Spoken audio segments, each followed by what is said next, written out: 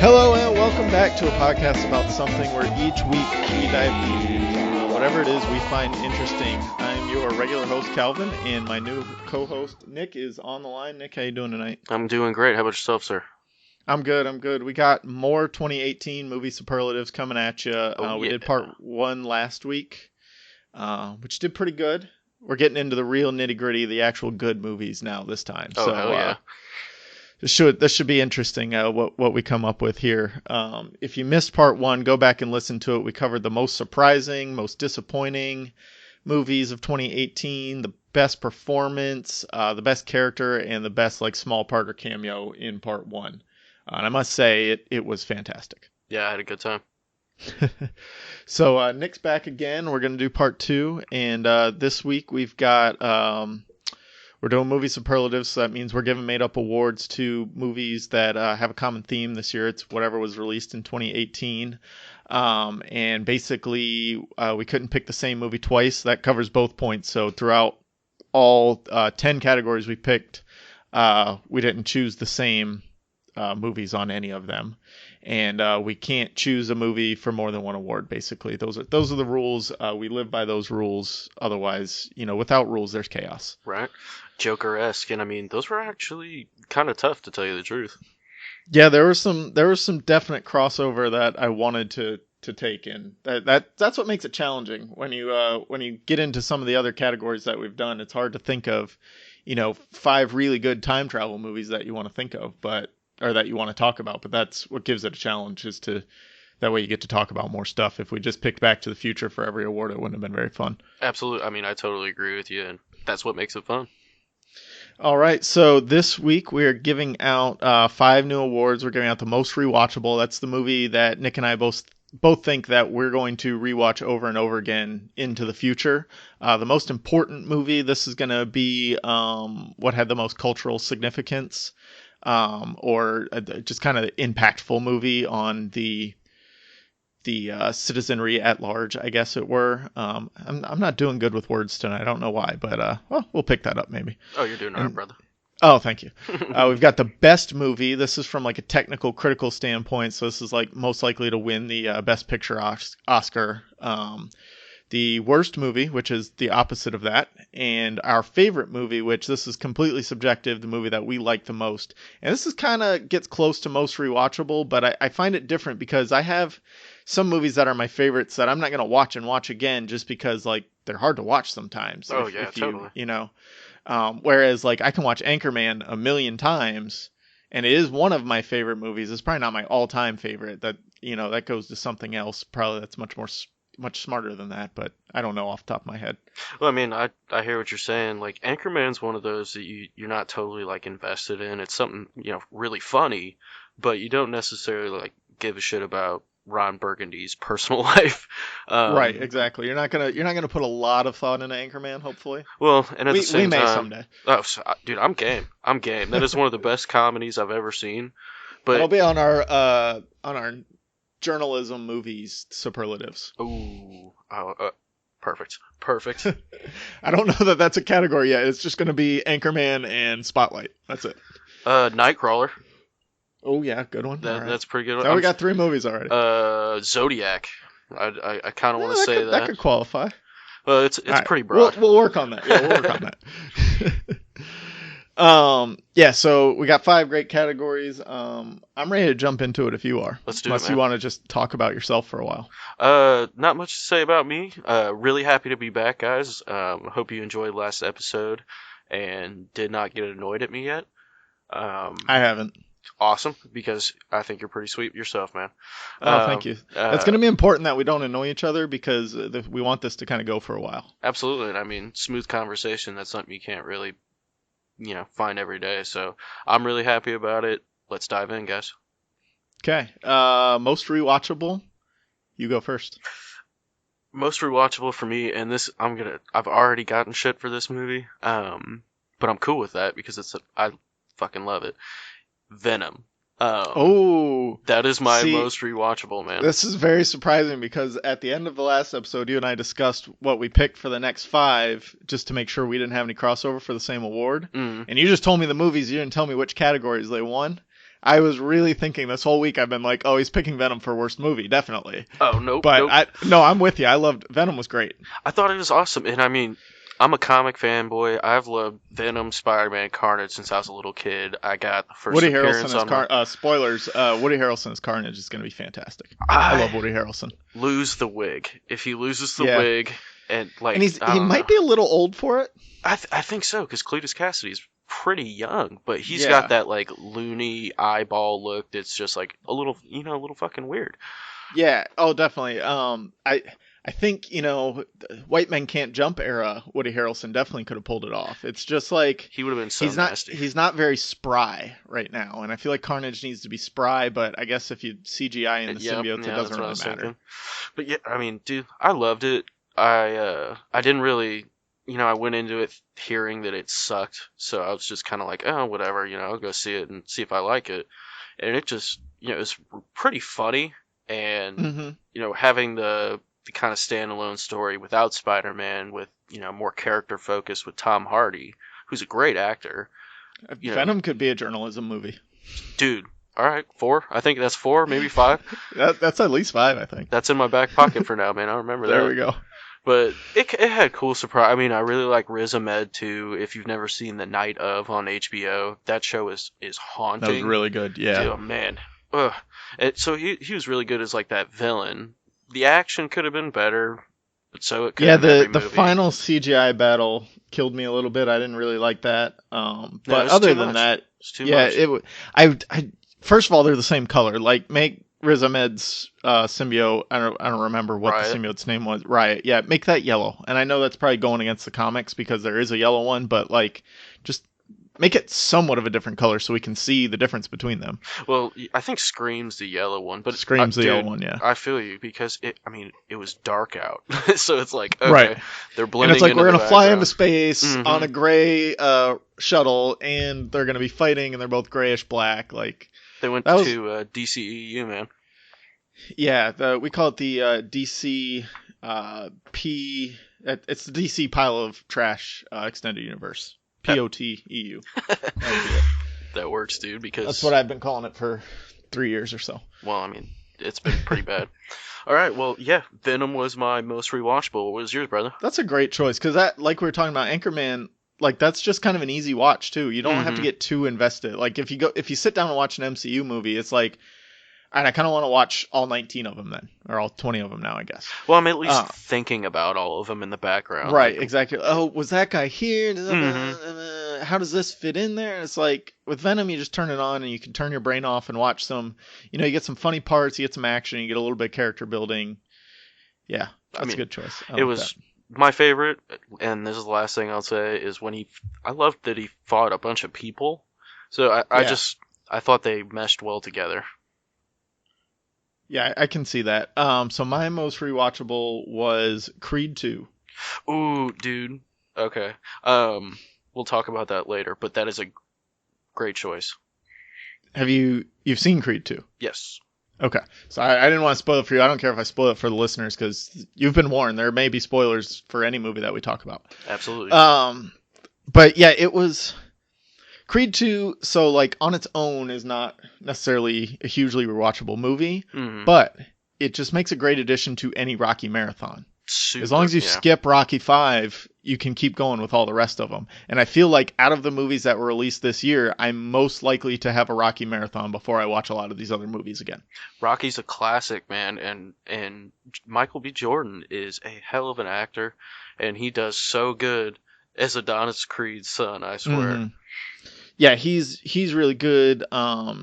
Dolph Lundgren coming back as Drago is great. The dude that plays his son is great as just like this completely intimidating. It got a little. I didn't really like the lead up to the first fight, Hmm. and I guess that was kind of the point. Is like he's just doing it for nothing. So he needed to lose, and you get that he's going to lose. But like I did feel like they could have built it up in a different way. I didn't. Go ahead. I was just gonna say, I think that's all Sylvester Stallone knows how to do anymore. Right. Like he's fallen into that cliche, and it's still, the acting and the overall plot still carries the film. But yeah, I mean, I feel you on that. And then, like, stylistically, I could feel a bit of a drop off from Creed because I had watched Creed 1 right before I went in, and you could tell it was a big step down from who's the director of the first one, and he did Black Panther. I can't think of his name. Ryan Coogler. Ryan Coogler. Thank you. Yes. But he has that swagger, that he has that flow, man. Like everything I've seen that he's done is fantastic, and Yeah. and like I said, you could just feel like that kind of technical step down from a directing standpoint. The only note, because I went into the movie, I was going to take notes. I was thinking about doing a 2-minute ISO on it, but I never did, just because I didn't have that much to say about it, because it was just like a good movie, that it was just like a sports movie that you go and watch, and the guy wins in the end, and that's it. Yeah. The only note that I took was from the previews of the movie that they're remaking What Women Want with Taraji P. Henson as What Men Want, and that's stupid. that might be the dumbest idea for a movie I've ever seen. Well, I mean, I guess they struck gold when they did, was that Ocean's 8 with the all-female cast? I mean, I heard that was good, but I never saw it. So We're going to get to Ocean's 8 in a few categories here. Don't worry about that. Oh, sure. Oh, sure. So I've been, the funny thing about that is, after I watched that, and, it's been a couple months now, I've been rewatching Chappelle's Show for whatever reason. Best show. Best show. Yeah, it's really funny. Not all of it holds up anymore, but he actually did a skit on his show of, like, remaking What Women Want as What Men Want. Mm-hmm. And it was like, this is stupid. Men just want to have sex with women. That's it. The standard They're cliche. just staring at you. Yeah, Hmm. That's it. So I was like, that was really funny to kind of see after I saw that they were actually remaking that movie, which is a bad idea. That's not going to be a good movie. If you're listening, Big Hollywood, you're going to bomb. Yeah. Taraji P. Henson, I love you usually, but, like, this isn't it. I'm sorry. That's Bad choice. Bad choice, yeah. Yeah. Go back to Hustle and Flow 2, maybe. That'll be better. So now we're on to the most important movie, one with the most cultural significance that you saw this year. I'm going to talk about this one for a couple minutes probably, and I'm sure good. you will be right there with me. Most cultural significance, just most important movie, I'm going with Black Panther. I thought it was a great movie. Ryan Coogler Really, really good. directed the hell out of that movie. Spoiler alert, if you haven't seen it yet, you really need to. But it's the introductory story to Black Panther. And, T'Challa, it's not the introductory, I mean, you know him, but it's his true coming out. T'Challa is the soon-to-be king of Wakanda, a hidden nation, and his cousin, Ryan... sorry, I want to say Ryan Coogler, but Michael B. Jordan. Michael B. Jordan. Who's awesome in that movie, man. Killmonger, what a great choice. I love Michael B. Jordan and absolutely everything he's ever done. I mean, I even ride for what's it called? He did a dumb, Fantastic Four wasn't very good, but I liked him in it. He did a very dumb rom-com with Miles Teller and Zac Efron. Oh god, that just sounds 2001. It's pretty funny. It's called That Awkward Moment. That's what it was. It's from 2012, 2013, I want to say. It's fine. I was gonna say, just hearing that cast made me cringe, visibly. That's pretty funny. I like it. I might have to check it out. But yeah, Black Panther, and I'm just gonna say this. I'm a white dude, and that movie got me hyped as hell, man. I walked out of that theater like, get it, son. Get that shit. Yeah, I'm right with you there. Black Panther was absolutely fantastic, and it deserves more credit than it's probably gotten, because it is more than a superhero movie. Mm-hmm. So yeah, it definitely had a lot of cultural significance, and the only reason I didn't pick it for this category is I picked it for a different category. So it was a toss up for me in another category, but it was just one of those that hit it on all three fronts, man. It was beautifully directed, wonderfully acted, with great new additions those to the MCU. Scenes in the ancestral plane, they call it, mm-hmm. in Black Panther, those were just so stunning. I don't know how else to say it. Well, they just did a great job. Yeah, and that's a hard thing to work with, of this super rich country that has no outside contact, and then they have to figure out how to cross that barrier and become part of the world. And that'll be cool if and when Black Panther 2 comes, of how they actually start interacting with the world. I'm super eager to see that because I can't even imagine. Like, imagine a country like America finding out a third world African country has this crazy resource that can do anything and be anything you want it to be. Oh my God, man, there would be, Right. that'd be Yeah. that'd be bad news. And then, so I got a question for you. What's Do up? you think in the MCU, do you think Bucky takes over for Cap, or Bucky continues to be the White Wolf and is part of the Black Panther movies? See, Chris Evans is most likely done. Oh yeah, I'm sure he is. He might be in flashbacks or something, but Yeah. I mean, Bucky is Cap in the comics, but so is Sam Wilson. So is Sam Wilson. I think they like Anthony Mackie better. He's just a better. He's got that. I don't know, man. He's more charismatic. Exactly. That's a great. Yeah. There you go. So Sebastian I think cool, in the beginning it was going to be like, all right, we'll bring Bucky back. He'll be the Cap. And then all of a sudden they brought in Anthony Mackie as Sam Wilson. They were like, all right, he nailed it. We got to shift. We got to find something else to do with Bucky. And Sebastian Stan signed on for 9 movies or whatever. He's done probably 6 or 7 already. Yeah. But I mean. But yeah, they had to find something else to do with him. So I think he probably stays in Wakanda in the Black Panther world. I think he'd be a good addition and like a good resource for Black Panther to use.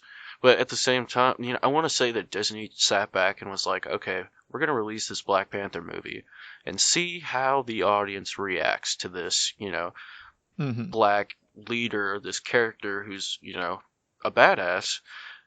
And I think that I want to say that kind of put him over the fence with Anthony Mackie, because I mean he'll be that's true too. They have a black-led superhero movie now, and they know it can work because it'd be stupid to be like, oh, he's black, it's never gonna work, right? And that'd be the only reason. And so I think you're right. I think they're gonna be on the Sam Wilson train. I hope so, man. I want to see them bring some life to this character. And he's always been more a part of the Avengers team anyways. Like, Bucky hasn't been a part of the Avengers team at all. Oh, yeah. I mean, he's an assassin who Tony Stark freaking hates. So, I think Tony Stark, I don't know who might die in this. I'm guessing he will. Would have a heart attack and blow up the Avengers Tower before he let, Bucky become Cap. That's true. That's quite possible. So my most important movie was Black Klansman. Oh, dude, I wanted to see that so bad. It is really good. Adam Driver, I think, would be hilarious in that. He was John David Washington, who's Denzel Washington's son, does absolutely great in it. Topher Grace is in it as David Duke, which was really funny. I was like, hey, that's Foreman. Yeah. Foreman. But this one hit so much harder than I thought it was going to, because it took this. It's based on a true story. I try not to give up too much of it, but it's not like there's this huge twist in it or anything like that. But it's based on a true story. It's a historical event that happened, but they take that and they kind of juxtapose it against today's politics. And they kind of there's parts where they say like, oh, David Duke thinks he's going to make a run for president someday, as he rises up through the KKK. And John David Washington kind of looks at him and goes, you think people would vote for someone like that? And kind of basically does a Jim Halpert face at the camera. So it does that in a great way. It's a really funny movie, and it's a really but they hit all the the important points that they need to hit too, of like, this stuff still goes on. This was going on then. These are how these people think and act. And there are still these people today. It's dedicated to the people injured and killed in the Charlottesville riots. Oh, no kidding. That's cool, man. Which kind of happened like as they were finishing the movie. So like Spike Lee tacked it on to the end of it. I was just about to ask, didn't he direct that? Yeah, he did. And he's up for Best Director. So there's a lot of people thinking that he may finally get a Oscar for that now because of what this movie was. And it was really good. And I think time will show that movies like this in this time will be important. I gotta check it out. In the future, when we look back on it historically, we'll say, oh yeah, that was going on.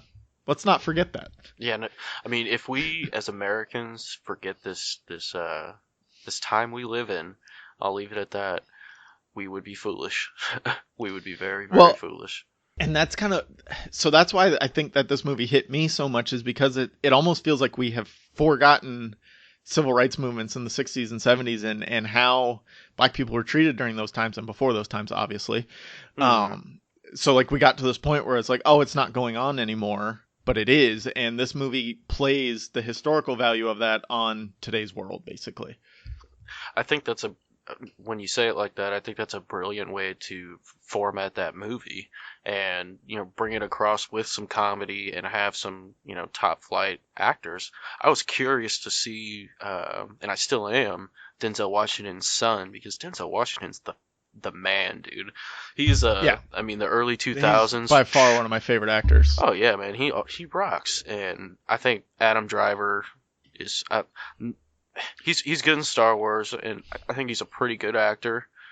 And Spike Lee's a great director, man. That thing had some firepower behind it, and I'm really glad to hear that it executed well. Other than like Girls on HBO, I've liked everything I've seen Adam Driver in. Yeah, I've And never he seen that. does kind of these under the radar things too, like this. And there's this movie from last year called Logan Lucky, I which saw was like that. this Yeah, heist movie. That was a great loved movie. it. So like, and somebody posted on Twitter about how great Adam Driver was in Black Klansman. I was like, yeah, it's movies like Black Klansman and Logan Lucky, and these chances that he takes in these not huge movies that make me really like him. Yeah, I mean he's a down to earth cat. He, And yeah, and he's really good yeah, he at is a good everything he actor. does. And I didn't watch Girls when it was on, but my wife did. So like anytime I saw a scene with him in it, he usually had me laughing if he was supposed to be in that point. Right on. So he's very good. And then Denzel Washington's son is in Ballers on HBO. Never seen that either. It's not very good. I'm like 4 seasons deep now, so I'm like I got to see it through to the end Right. because it's just eventually going to crash and burn. I feel like it was like when he got into seasons 8 and 9 of Entourage, you just had to keep on it. But he's really good in that too. That's the only other thing I've ever seen John David Washington in. I might have to watch an episode or two because there's not enough good acting in the world these days, and it's hard to watch some of this content that is just crap, man. Ugh. Yeah, check out some of like the first season and you won't be disappointed. Like it's not a good show, but it's not a bad show. Like I usually use it as background noise when I'm doing other I things. don't know. Isn't that in The Rock in that? The Rock, yeah, Oh, and okay, yeah. Rob Corddry. I do not know who that is. He is the bald guy from Hot Tub Time Machine. Oh, that dude's pretty funny, man. Whenever He's very if funny. he's not saying some like vile shit though, I feel like he says a lot of He weird has stuff. his moments, yeah. So I guess we're on to best movie. So this is what you've seen that you would think most likely to win the Oscar for Best Picture. All right, I fully stand behind this choice because it blew me away. Annihilation. Okay, A lot of people. I'm gonna disagree. Have you seen that? Yeah, Oh I didn't man, like it. It's either you liked it or you didn't. But I'm a big fan of sci-fi movies. Like I think they're really interesting. And if I watched it a second time, I don't know if I would have it in this category. But it reminded me a lot of 2001: A Space Odyssey, just in the sense that I don't I'll know. agree with you there. It felt plausible and it moved like it. And I think Natalie Portman's a great actress, and I thought she did great in that movie. And the scenes that were just kind of put you on edge. I don't know. I just thought it was a Yeah, really good movie. I I just I didn't. It was slow and boring to me. Like I didn't care.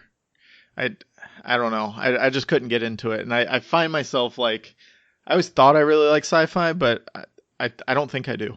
Hey, there's nothing I'm nothing wrong getting with that. further and further away because like, well, sci-fi has this tendency to go in like really long, boring stretches, and you get that in 2001, like the whole Hmm. opening with the The monkeys. the apes Yeah. with the monolith, and then the whole end, like the middle part where Dave's fighting against Hal 9000. that part's good. Mm. But then the beginning and the end are just this super stretched out, boring thing. And I'm not a big fan of 2001 either. Yeah. I think that's another one that's hit or miss. I'm gonna lose some nerd points on that, and I'll see. I can defend Star Wars because Star Wars is not a sci-fi movie; it's a fantasy movie. Yeah, with sci-fi touches, and I mean, there's right. It's a fantasy movie in space because they don't try and ground anything in science ever. No, there's no, like magic controls pretty much everything, and midichlorians, bro, check them out, man. Right, check them out. and like they mess up parsecs. Maybe it wasn't messed up, maybe it was. Who knows? It doesn't matter. But nothing really. The science behind how things work doesn't ever matter in Star Wars because you can always just say, well, the Force forced it. Oh yeah, the Force, man, the Force. Yeah. But yeah, I thought it was a good movie. You know, Oscar Isaac played really well with Natalie Portman, and just her being he's really good at being in boring movies. He is, man. Have you seen Ex Machina? Or Ex Machina? Yes. Ex Machina. See, that's a sci-fi movie I like. Is that how that one had me thinking more. Yeah, it's Ex Machina. Okay, I said that for a while, and my wife's like, honey, I think it's Ex Machina. And I'm like, tell your wife she's wrong. Hey, just go yell at her. She'll probably come throw my computer. Hey, you're wrong! Calvin said so I win. It's probably not a good idea. Don't do that. But I mean, we're still new at this. Let's not piss her off too early. Oh, shit. I want to say she's in bed already, but yeah, moving on. That was a good movie, and the same guy directed it. I could see that. Really hated the ending. Like when she's just turning inside out and all that crazy. It was one of those weird. They went for. It was just like, whoa, man, that was trippy, dude. Kind of like Interstellar. Like that movie was okay. See, I liked the ending of Interstellar. I liked it, but at the same time, it's like, come on, man, really? You're gonna knock a book off a shelf through 15 million dimensions? Okay, Matthew McConaughey. All right.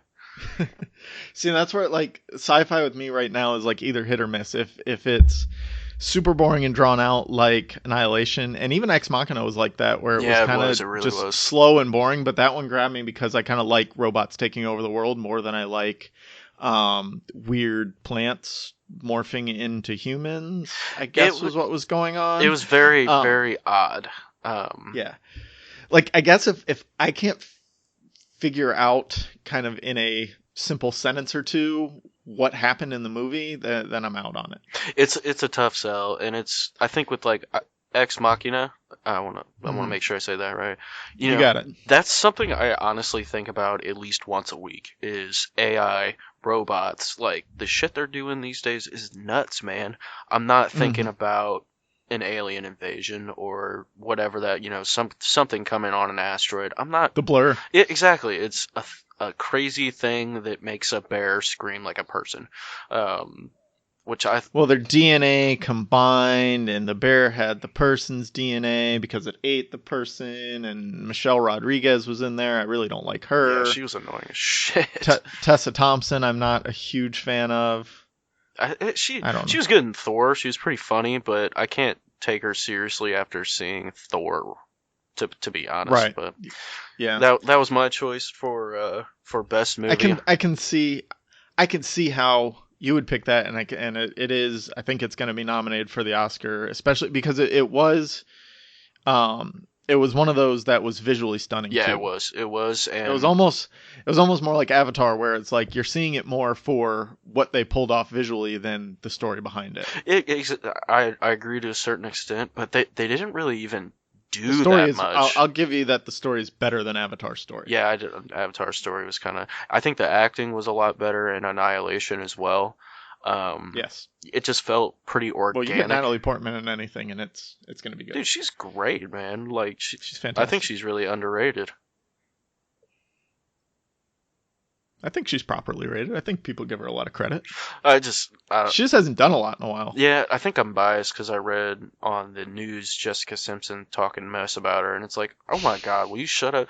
You're not. Why does Jessica Simpson get to talk shit about somebody? Exactly. It's like, honey, you haven't been famous for like 10 years, and when you were, you sucked.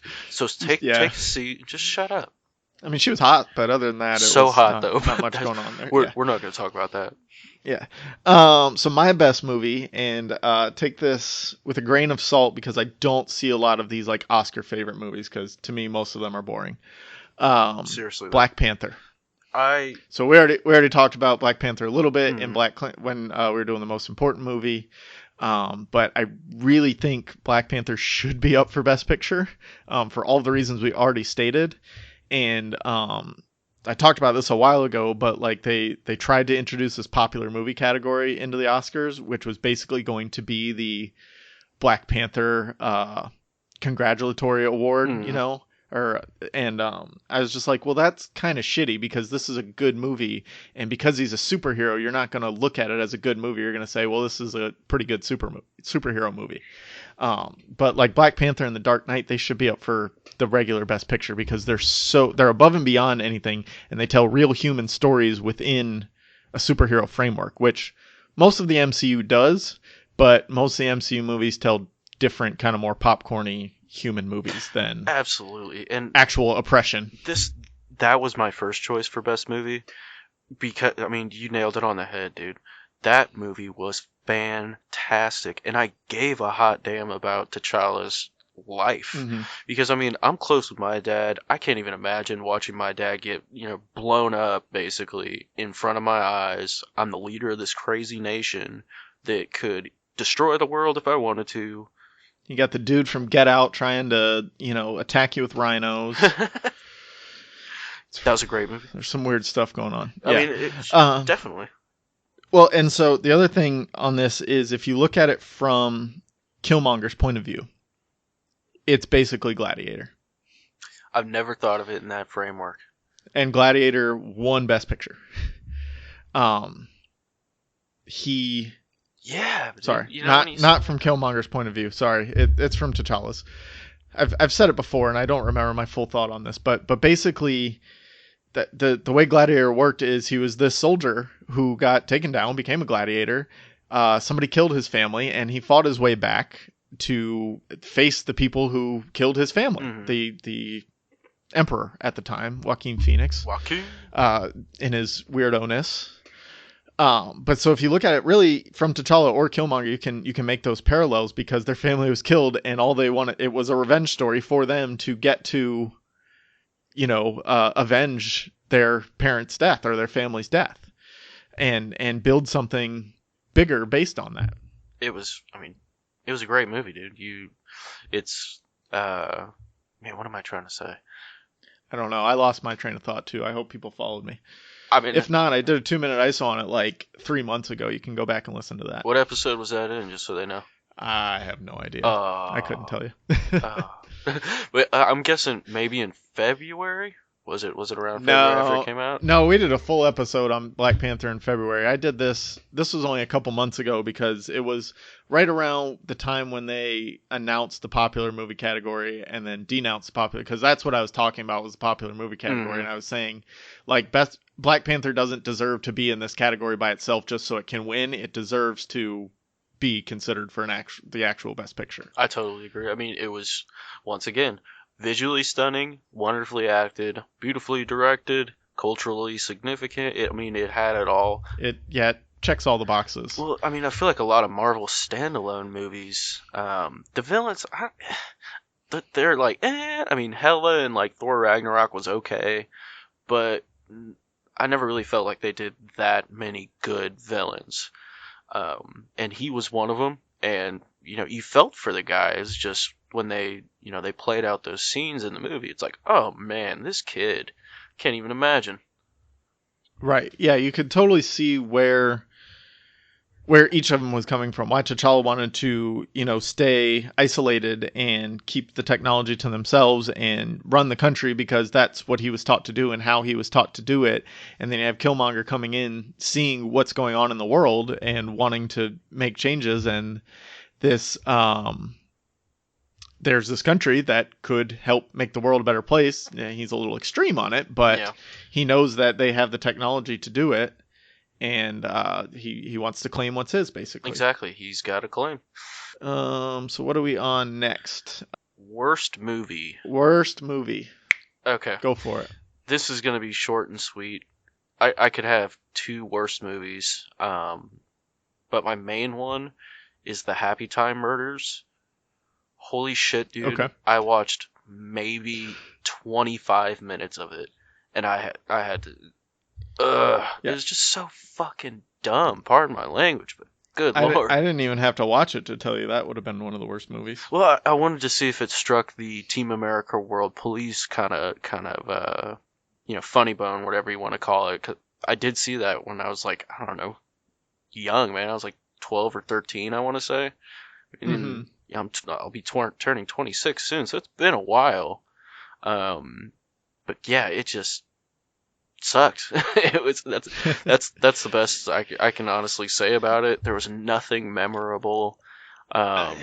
Yeah, I'm not a fan of Melissa McCarthy to begin with. Her at some point, just being fat is not funny. Exactly, and I mean the fat semi-slapstick humor is just like, dude, come on, it's played out, yo, it's played out, and just the premise of using, the Muppets, Sesame Street. Yeah, I think it's Sesame, whatever. One of those groups of puppets, and yeah, did not fly for me. Was not good. Yeah, I was out on that one to begin with. Before I give you my worst movie, I talked about the Oscars popular movie category and Black Panther in episode 26 from September. 26. So go back and check that out if you want actual coherent thoughts on why Black Panther is like Gladiator. I still think it was pretty coherent, man. I just No, I appreciate that. I was thrown off initially because I'm like, I was trying to force the square peg into the round hole when it came to Killmonger, but as soon as you said no, T'Challa is, it's like, oh, yep, I see it now. You had to spell it out for me, which you did well. Okay, cool. Give Black Panther a nomination for Best Picture. Thank you. Vote today. That's all we got to say. Oscar voters. So my worst movie is Ocean's 8. Oh man, I didn't even. It's not good. See, I heard it was good, man, but I saw that they were making that. It's like, oh my god, you're getting some bad advice. So here's one thing that I'll say about this and Ghostbusters and I don't know. There was another one that. The main crux of it was we're remaking this movie, but we're doing it with all females. Doing it with chicks, man. Chicks. Don't fucking say a million times in the movie, yeah, but we're girls, we can do it. Or we're women. That doesn't make a difference.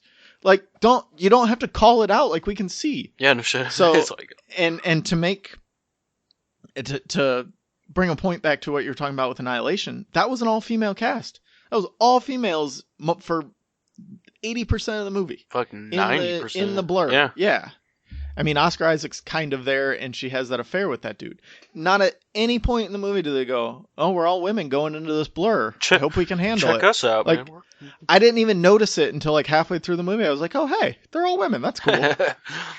But because it doesn't matter. No, it doesn't matter doesn't, who's man. on the team doing the thing. Just make a good movie. And Ocean's 8 didn't do that. They were banking on, we have all these women who are great at what they do at acting, or acting in the way that they're acting. Rihanna's not a great actress, She's but terrible. she was okay in this movie. Anne Hathaway's really good. Sandra Bullock's really good. Yeah. Kate Blanchett's really good. So you have all these things. Helena Bonham Carter's in there. Like, No shit. you have all these great actresses, and you're constantly going, hey, but we're women. We can do this. And it's just like, all right, that's annoying. And they didn't tell, like the heist didn't make any sense really. And then there was they pulled off like this super heist, and then they pulled off a super heist on top of the super heist, which was like, all right, God. so Wow. you made the sequel within the original movie. And then probably 5 times during the movie they mentioned Danny Ocean. And I'm like, all right, if you're building something based off of something else, you can't call back to that other movie, like that better movie, this many times. Like, you can do it once and say, like, look, we exist in the same universe. Mm-hmm. Danny Ocean was Sandra Bullock's brother. Like, you can say that. But, like, it was 5 to 8 times, I want to say, that they're like, well, Danny would have done this. Or, well, how do you think Danny would have handled? Like, stop reminding us that there's a much better movie I could be watching right now. That's so dumb. It wasn't good. I want to say I'm sorry if you're looking forward to watching it, No. don't be. That was another one where like you said with Happy Time Murders, I saw it and I'm like, okay. From the commercials, I can tell Hollywood's missing the point of what made the Ocean's movies kind of cool, or pretty Well, cool at yeah, and times. Steve Soderbergh's not in there as director either, which like he was one of the things that made those first three so good.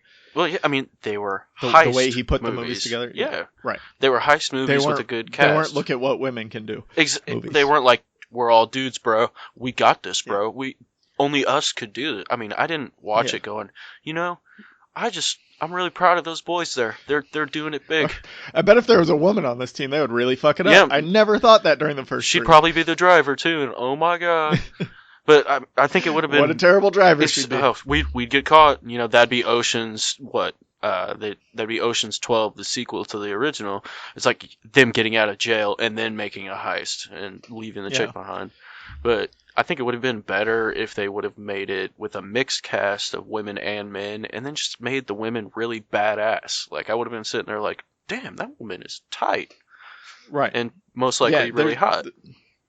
There's nothing that says like you don't need all women or all men. Like you can have a balanced cast. Like that's what makes movies good, is having a lot of different viewpoints and characters that draw off different experience. Like trying to make them all the same thing washes that away. Yeah, it doesn't fly.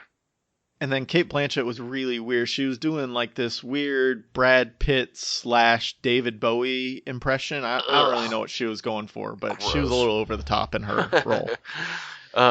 She's a great actress too.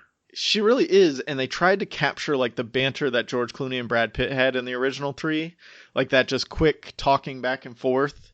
There's probably not 15 other people in the world that can pull that off, and they're trying to do that with Sandra Bullock and Kate Blanchett. And I'm like, these are both great actresses. Like, let them do what they do well. Don't make them try and do what George Clooney and Brad Pitt are good at. Yeah, they're the smooth talking guys in like 95% of the movie, and I'm pretty sure they know each other and hang out in real life.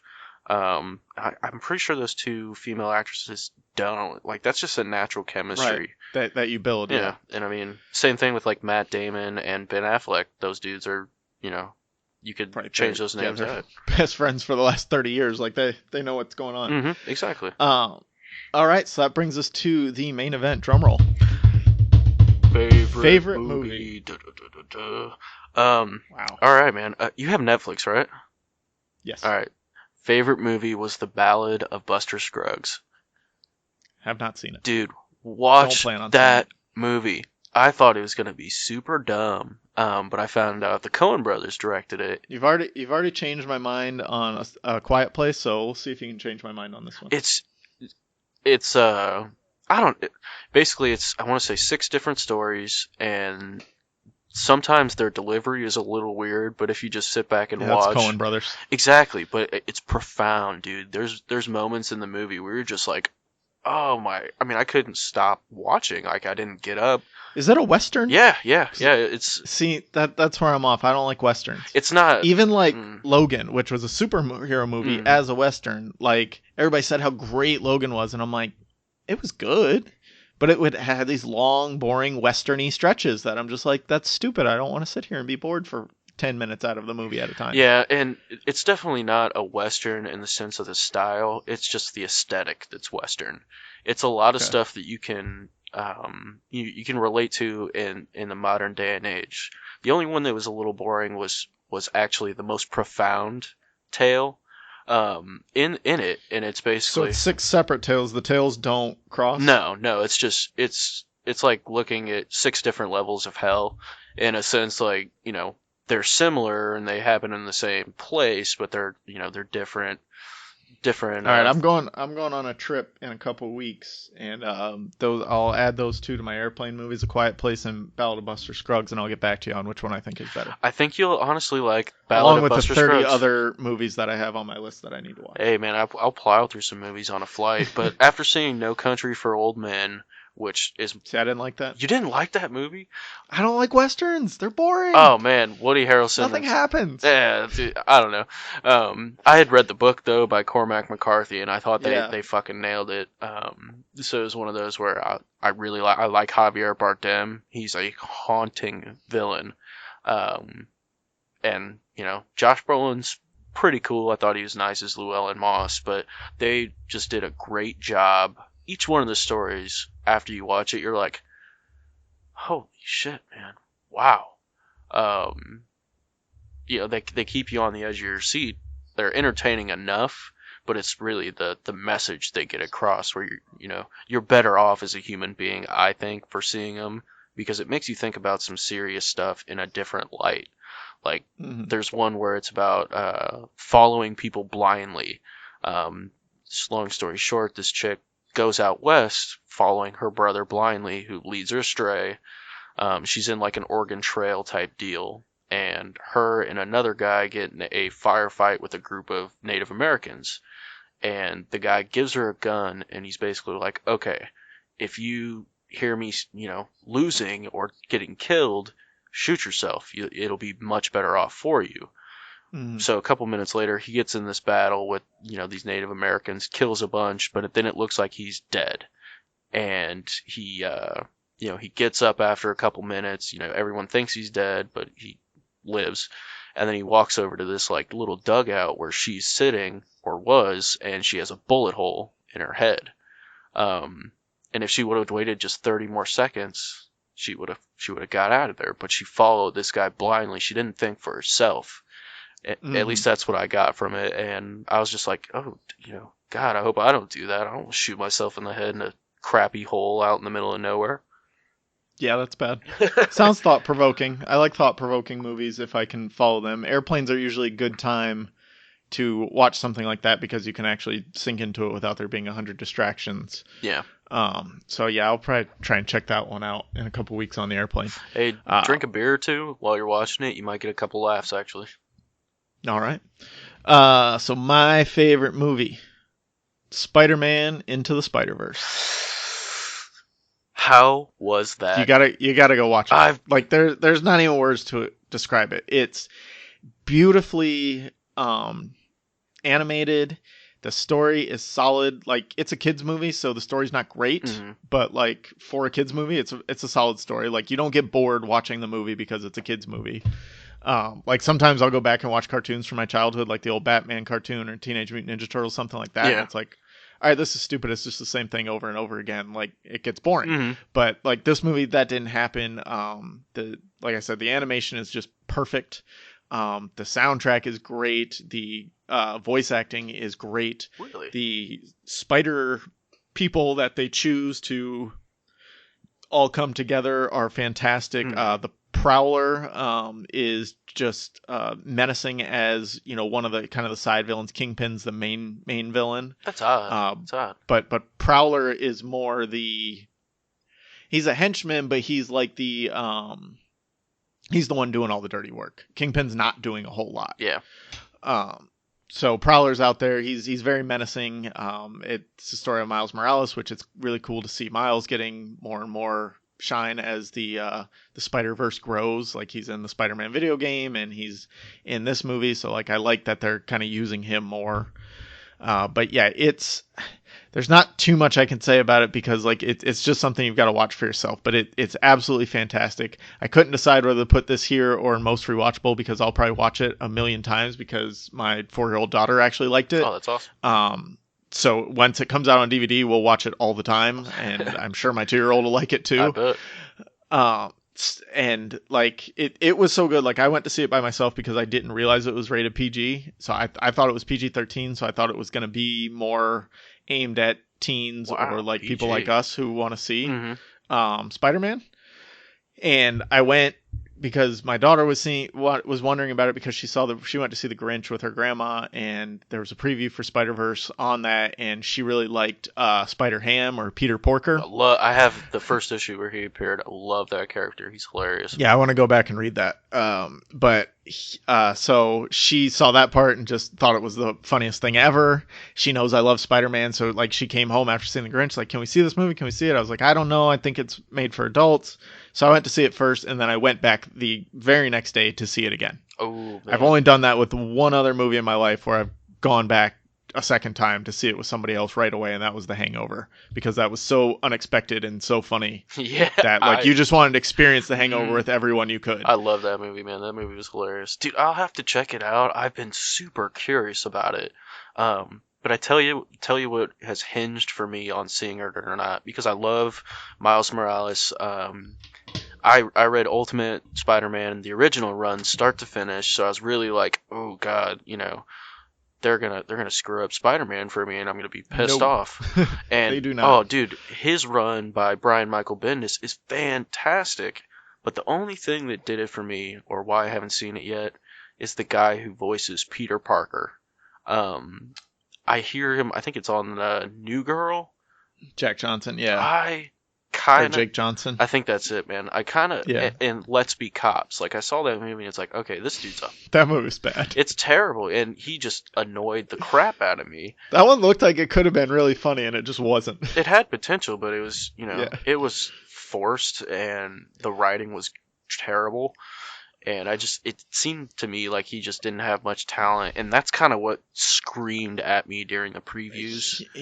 Well, so he's much better in Into the Spider-Verse because it's only his voice, and he's not the main character. Miles is. That's great. That's the only way they could have done that is Yeah. making him the main. How's the voice actor for Miles? Is he good? Really good. Awesome. Every voice actor is perfect.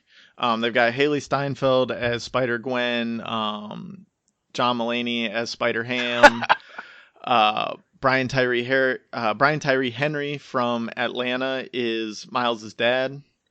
I don't know the actor that does Miles' voice, but he's really good. That just every voice you can think of is perfect. That's awesome, man. That's really tough to pull off. And actually, Jake Johnson does a really good job as Peter Parker, because he's actually 616 Peter Parker. So he's the quote unquote real Peter Parker, and he's like older and has already divorced Mary Jane, and like comes into this world kind of shook to his core of he's kind of having an identity crisis, and Miles helps him through that as much as he helps Miles become Spider-Man. See, that sounds great, man. I'm gonna go see that soon. I'll probably throw that in the same day I go see Dragon Ball Z or Dragon Ball Super Broly in theaters by myself. Yeah, love a movie by myself. It's a great way to go. Never been to one by myself, but I'm kind of looking. I go all to the it, time honestly. by myself because my wife won't go to any of these movies I want to see, and I have more time than she does usually. See, my wife loves a lot of the same movies I see. So yeah, that's all the awards we're giving out. At the end of each one, like we said, I like to do some extras. First one, what movies from 2018 are you most disappointed that you haven't been able to see yet, besides obviously Into the Spider-Verse? Oh, there's one I was just thinking about. God, I can't even think of it off the top of my head, man. Sounds like a fantastic movie though. Yeah, shit, man. I don't even really know. I've seen just sorry, here you go. Burning with Daniel Chung, I want to say. It was an under the radar movie, but it's supposed to be like a super good kind of horror thriller type deal. He played Glenn in The Walking Dead. Not a Walking Dead fan. Me either. The comics were okay. I hated that show, but I still like zombies. I don't like the genre of zombies. 28 Days Seems later, too man. Simple. After seeing that movie, it's like, okay, anything else sucks. If you've never seen that, check that shit out. I will. I'm reading the description for Burning. Sorry. Yeah, I mean, I really want to see that. I just, seems interesting. I'm gonna have to watch the trailer when we're done, because that looks, from the description, it looks interesting. Everything I've heard about it is, top flight. It's super good. Another one for me is Aquaman. I haven't seen that yet. Yeah, I haven't seen that either. I was thinking about, like, it was kind of a toss up between Spider-Verse and Aquaman, and I'm like, no, like, Spider-Verse is going to be better. I don't care that much for Aquaman, and I love Spider-Man, so you got to do Spider-Verse. I'll see Aquaman when I see it. Yeah, I might go this weekend. I'll probably just wait for it to come out on DVD. Yeah, usually the Justice League pile of trash is a good wait for DVD. God, that was the worst movie. I'm not even gonna get on that, So for me, it was Bohemian Rhapsody. Really upset that I didn't get a chance to watch that yet. I just looks really good, and I know there's issues with Bryan Singer and all that, but like it looked like a really good movie. I love Rami Malek. Queen's music is fantastic. It just looked interesting, and I wanted to see it, and I haven't gotten a chance to yet. And then another one that was off my radar, or I had heard a lot about, but was like, I don't even know what that is. I'm not going to check it out. Is Blind Spotting, because we were watching. I wouldn't even know how to describe it. Like, you'd have to look it up. I couldn't describe what it is. But I'd seen a lot of good feedback on Twitter about Blind Spotting when it first came out. But I hadn't ever watched the trailer or read anything about it. I was like, oh, whatever, that one's off my radar. I'm not worried about it. And then we were watching A Simple Favor the other night, and it was one of the previews. And I was like, wow, that looks really good. Mm-hmm. And so now I have to see it. I mean, it got a 93 on Rotten Tomatoes, so that sounds pretty crazy. I'll have to check that out. It's basically like a guy gets out of jail and he's trying to live a good life and be on parole, like basically be good while on parole, and he has this friend who keeps trying to get him to do dumb shit or like illegal shit. Mm-hmm. So that dude is his blind spot, I guess, his friend. But he's like his best friend, and so he can't not be friends with him, but he's gonna get him back in jail if he continues to be friends with him. That's a tough dilemma. Yeah. Did you have any honorable mentions of movies that you did see that didn't fit in any of these categories that we didn't get to talk about? Not. Maybe the only one I want to throw out is another terrible movie was Halloween remake. Oh my god. Is that not good? Dude. Oh good, now I don't have to see it. Pissed me off, man, and it was just the original Halloween's so good. So good. And there was parts of it that were kind of tight, but when they were like... Is it better than the Rob Zombie remake? No, hell no. Rob Zombie one I thought was tight. It was a little gorier than I expected, but when they have the podcasters like, hey, we want to interview Laurie Strode, we have $3,000 cash for you. It's like, psh, bullshit. Get this crap off my fucking screen. Get out of here. We got no legitimacy in the podcasting in movies. We got like, $30 for you, Laurie. I mean, if you're feeling generous, hook us up. Well, but not this week. I gotta wait. I get paid next week. I got some quarters. Man. Let me check my bills. It might be the end of the month that I can get you that. But I got you. That's I'm good what for a real it. podcast. Yeah. Well, and Jamie Lee Curtis, not a good like. Can't hold her own anymore. No, she could, but the badass Laurie Strode, I'm preparing for war. Not feeling it, not buying it. Well, she wasn't really that character in the original movie. No, she was a damsel in distress. She was like in the wrong place at the wrong time. Yeah. She was awesome. But yeah, I mean, I do got a couple of those extra. God, I can't even think right now. Categories. That's it. Categories. Oh, we're not there yet. I haven't gotten them. Oh, right on. I thought you were about to. Let's go. We talked about Infinity War. That was one that I didn't pick for any awards, just because like Infinity War was it was great, and I loved it, and I'll watch it again. It's just it wasn't better than the things that I picked.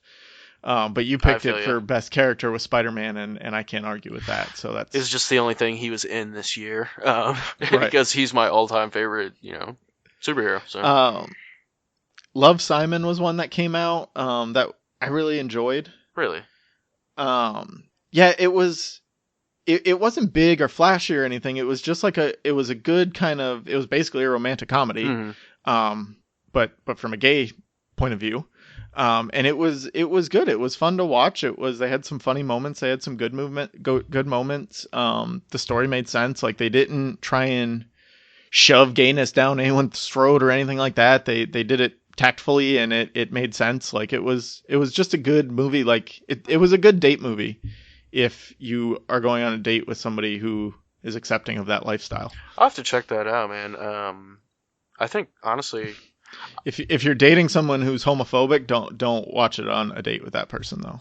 And probably don't date that person. I was gonna say it's 2019. They're not a good person. Come on, guys. Yeah, come on, guys. I think that sounds great. A date movie is kind of hard to find, honestly, with your wife or something that will actually sit down and watch it with you. Solid, yeah. So I mean, I'll check that out, man. It sounds good. Check that one out, and check on Netflix. To All the Boys I've Loved Before. Huh. That one's really good too. Is it? I've never even heard of that one. That it was a Netflix original. It came out like a month or two ago. That one's really good. Shit, I'll check Kind that of simple, same kind of thing. They're both kind of high school romantic comedies, but good. I like a good high school movie. Nostalgia, and then man. yeah, and then one I wanted to talk. Well, two really that were up for contention for most disappointing were Rampage and The Meg. Ugh, yeah. Just because they were supposed to be these big monster movies that just did. If Ready Player One didn't exist, I would have picked one of these two because like I just wanted to see some monsters destroyed. Rampage, I just wanted to see the flying wolf and the big gorilla and the lizard destroying things. Yeah. And even when it came to that, it finally came to that in the last like 20 minutes of the movie. Oh no. And it focused on The Rock the whole time. Do you smell what he's cooking? Terrible movie. Thank you. Yep, most of the time. That sucks. And then The Meg was kind of the same thing. Like I wanted just this dumb monster movie. Yeah. That at parts they really played into that. They were like, "Oh, look, Jason Statham skiing behind a speedboat on his feet while a giant fucking shark is chasing him." But then they're like, "Oh, let's talk about science for a while and why we have this lab that's, built for conservationism or whatever." Like they try to split the difference too many times and like make it a smart movie, but then also go over the top with there's a dinosaur shark chasing after us. Like just lean into the dinosaur shark chasing after you. It'll be okay. Yeah, I mean that's the point of Monster. It's C+ level of corniness instead of the standard B we like in our monster movies. So I can totally see that. I will say that Jason Statham gets a chance to go like face to face with the shark, which is all you really want in that movie. I kind of want to see Rainn Wilson get destroyed, like ripped to pieces. I don't remember what happens to him because I kind of stopped paying attention to it. Yeah, that sucks. I was kind of curious to see it because I watched Death Race like not too long ago, and it's like, Okay. I haven't seen Jason Statham in a while. I wonder what he's up to. And then Fast and Furious movies. Yeah. Well, isn't everybody these days? Jesus. I'd be in a Fast and Furious movie. Hell yeah, I'd be that You guy. guys don't even have to pay me. What's that? I said they don't even have to pay me. I'll be in the movie. Fuck yeah, I'll be that, white dude in the background driving the F-150 like, hey, you guys slow down. I'll call the cops. Uncle Drew really disappointed me too. I'm looking at the list of movies that I saw, and I was really excited for Uncle Drew. I thought it was going to be really funny, and it just wasn't. Have you seen those YouTube videos where Kyrie? Yeah, the YouTube videos are great, really, really exactly, funny. But I don't know. But they built too much story into it. Yeah. Like they built way too much story into it. It wasn't just him and Reggie Miller and Shaq going and playing basketball against people who aren't that as good as them, obviously. Well, I mean, you could make that a 2-hour YouTube video, and I would watch that. I would sit down and watch that and probably laugh my ass off. Well, the preview did such a good job because, like, if you just told me they were making this movie, I was gonna be like, oh, they'll make it shitty. Mm-hmm. But then the preview was really good. They kind of hit all the funny moments though, and all the good stuff, and you're like, okay, guess you don't have to see the movie if you watch 3 of the previews. And that was, I feel like everything's that way these days, or getting close to I try and stay away from previews as much as possible. Same. I'm not watching previews for Punisher season 2. I don't want to ruin for me. When is that supposed to come out? I just started Iron Fist season 2 today, and I know they're not making any more of these, but I still feel like I got to catch up. Yeah. I'm not. I think it comes out early next month. I want to say, but I'm not entirely positive. Oh, I'm not gonna make it in time. I might be because I've still got Iron Fist and then Daredevil. Dude. Season 3, and I know Daredevil season 3 is supposed to be very, very good. Oh my god, bro. So good. January 18th. I'll get there after I slog through Iron Fist, don't worry. You got 8 days, bro. I got like 4 episodes out of Iron Fist today, so I'm going through it pretty fast. They did better with the second season, I will say. I liked the first season of Iron Fist. I didn't mind it. It was just kind of dumb, and like they knew that the hero they were basing it on was kind of dumb, so they didn't let that bother them too much. They could have gotten any other white dude to play a half Asian character from the comics, except for, was it Finn Jones? Finn Jones. Dude that has less muscle tone than a canned ham. Like, come on, bro. Come on. He's the best knight in the Seven Kingdoms. Dude, his karate was trash. I'm saying that right now. Finn Jones, you suck, bro. I will say I didn't pay that close of attention to the actual karate in the show. It just looked plastic. After watching Daredevil, I was spoiled with that. Spoiled. All right. Any categories that we missed? All right, man. I came up with 4 of them. Wow. Yeah. I came up with 2. I had trouble coming up with the first two, and then they kind of And then kept they rolling. just start rolling. Yeah, That kind of happens with me. I'm like, oh, let me explore this type of movie. right. Oh, I don't know if I can think of any categories, and then I have like 7 all of a sudden, and I got to narrow it down. Well, I mean, I'm sure I could cram maybe into another category, but then it'd be too bloated. So my first was best action sequence. Could have been a fight, car chase, gun battle, whatever you'd consider action. Second was the most cringeworthy moment where you're watching it and you're just like, come on, dude, shut the fuck See, I would have had a hard time with that one because, like, I don't remember that. So, like, in a movie that has moments like that, I'm not going to remember them because I won't even remember what happened in the movie. I usually have one or two. Something in Jurassic World. Yes. There are probably several. That's like 2 hours worth of cringeworthy. Shut up. Yeah. All right. My third was the most thought-provoking. It could be a scene, a 10-second frame, the entire movie. Just something that made you really think. And then fourth is the highest probability of being viewed as a classic in 20 years. Well, see, I kind of think that kind of goes with the most rewatchable in my mind. Yeah, I like I said, I think you could cram that in. But when I thought of that category, I was thinking about Shawshank Redemption. When that first came out, didn't get no love. It pretty much bombed. Yeah. It's something where you're not going to sit there and rewatch that. Like, I'll watch it once a year, maybe. Same with like The Green Mile, but I view it as a classic. That's a fantastic movie. Well, Green Mile, I need to watch that again. I just watched that a couple months ago. It really, really still holds up. I don't know that I saw anything that will be viewed as a classic in 20 years. The only thing... Definitely not Maze Runner, The Death Cure. That's not it. Dude, how could you say that, bro? That was the best. Have you seen the Maze Runner movies? No, but I saw previews. The first one's really good. The second two are not. Yeah, I saw previews and I was just like, okay. Hunger Games, like, yeah, pretty much. I had to finish. Like, I watched the first one and I liked it, so then I watched the second one and the second one was bad, and I was like, well, I got to finish now. Yeah, and that's how I am with just about everything. Don't want to dive into that. So yeah, but yeah, those were my American Animals might be a classic someday. I still have to check that out. Actually, yeah. Black Klansman could qualify for that too. Now I got 3 movies I need to watch, which is cool because you gave me 2 new ones and I gave you 3. All right. I hope you guys out there got some new ones. Sorry for interrupting you. Yeah, hopefully. No, you're good. So categories we missed that I had was best soundtrack, and so I couldn't put this one. See, I couldn't put this one on because I would have had to give it to Into the Spider-Verse or Black Panther. Black Panther was good. I wanted to give those movies where I actually gave them, so I was like, nah, I'll just talk about the soundtrack later. Yep. But yeah, the soundtrack for Into the Spider-Verse is fantastic. I see. Now you got me all hyped up. I'm gonna see this shit. It has a really good Post Malone song in it, and I'm not a fan of Post Malone, but like the song's been stuck in my head for like 2 weeks, and it's really good. Dude, Post Malone is a gift. My man, a gift. I'm just kidding. That dude's trash. No. I was like, I don't know what to think about this. Mumble rap. The one song on the Spider-Verse soundtrack is really good. I'll give him that. Hey, sometimes shit'll get you hyped. Like that 8 Mile song still gets me hyped like 10 years later, and it's not a great song. Like that's one that you can't turn off. I've got a few songs that like they come on shuffle and you just gotta leave it. Yep. You can't help it. Hey, he won an Oscar for that song. You can't say it's not good. It's not one of my favorite Eminem songs. Big Eminem fan. It's better than what was the one I posted about the other? Oh, Hard Out Here for a Pimp from 3 6 Mafia. Yeah. Also Oscar winning. What? All right. Yeah.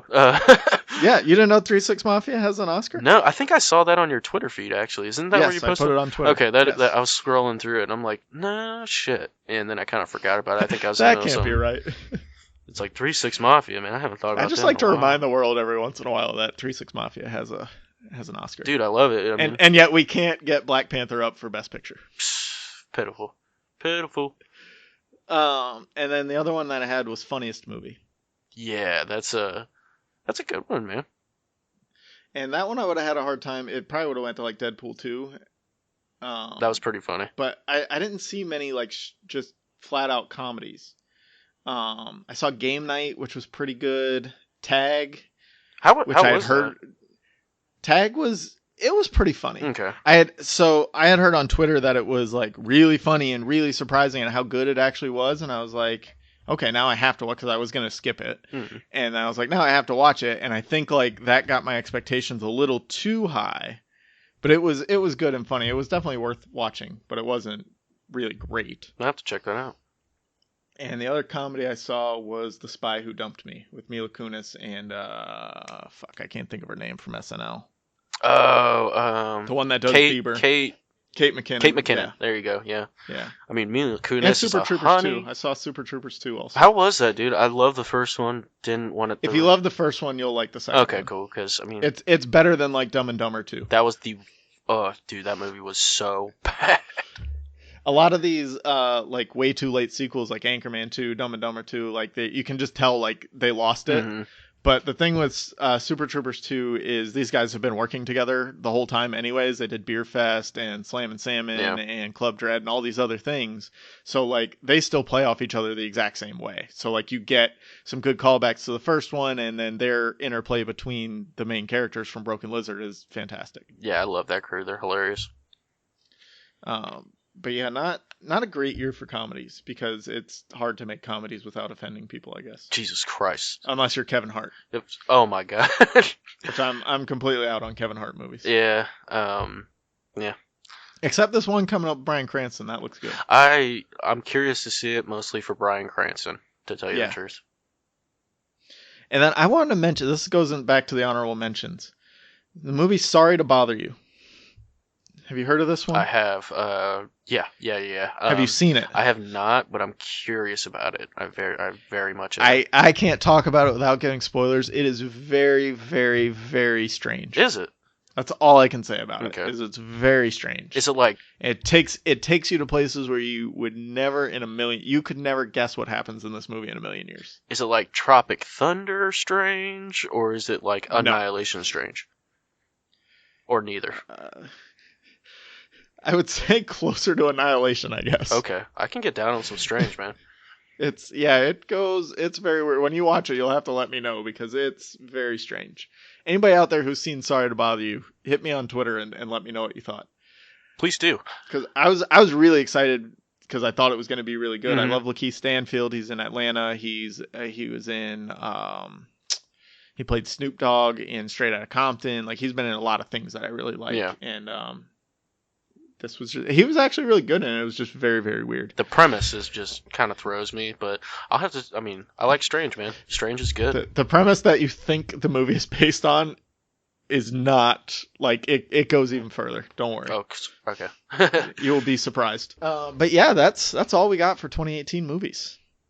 Go watch some movies. Go watch some movies, guys. I hope y'all found some new stuff to watch. Yeah. I know it's super easy. Don't watch Maze Runner movies. Don't do it, or don't get sucked in, bro. It'll be the end. I'm telling you.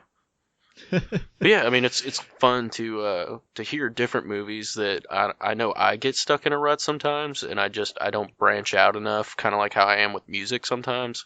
But I mean, I haven't branched out in music for like 7 years. Me either, and I won't do it. That goes away. Fuck country.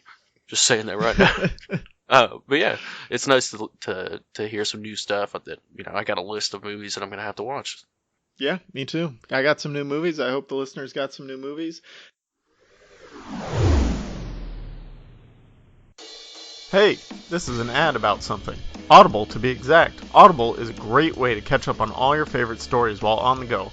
Audible includes an unmatched selection of audiobooks, original audio shows, news, comedy, and more from the leading audiobook publishers. I've been using Audible for years on my daily commute to catch up on some of my favorite fantasy stories, including Harry Potter, The Once and Future King, and A Song of Ice and Fire, narrated by the Guinness World Record holder Roy Dotrice. I also love getting Audible's recommendations. Just recently, Audible recommended that I read Armada and Ready Player One by Ernest Cline, and Spectacularly narrated by Will Wheaton. I listened to both of these stories and loved them both, because the narration by Will Wheaton just made the stories even more enjoyable and immersive than if I would have read them on my own. So if you love books, I've got some great news for you. Right now, for my listeners, you can get any audiobook you want from Audible for free when you sign up for your free trial of Audible using audibletrial.com/apodcastaboutsomething. Again, to download your free audiobook today, go to audibletrial.com/apodcastaboutsomething. Thanks for listening.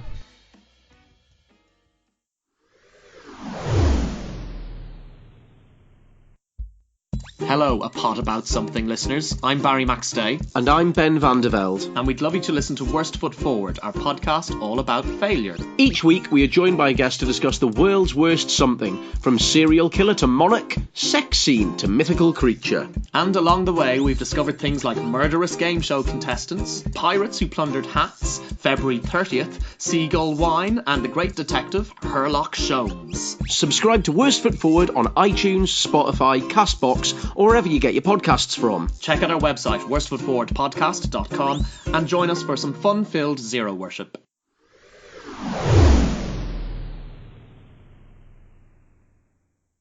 Thank you for tuning in. You can find us on Twitter at APA something. You can always send us emails to a podcast about something at gmail.com. We're not doing a 2-minute ISO. Actually, we are going to change kind of the format of the 2-minute ISO. After discussing with Nick, what we're going to do is the 2-minute ISO type content is going to be moved to Patreon. So if you want extra content from us, that's where you'll be able to find it. It's not ready yet, but it'll probably be ready by the time this posts. We're going to do like recent movie reviews that we've seen.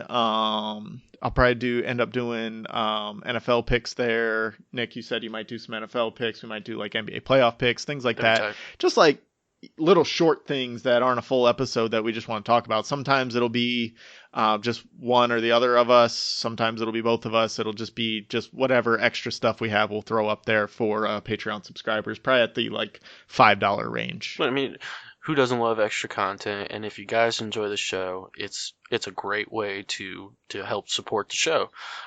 Yes, because then we can afford the $3,000 to get Laurie Strode on our show. Let's do it.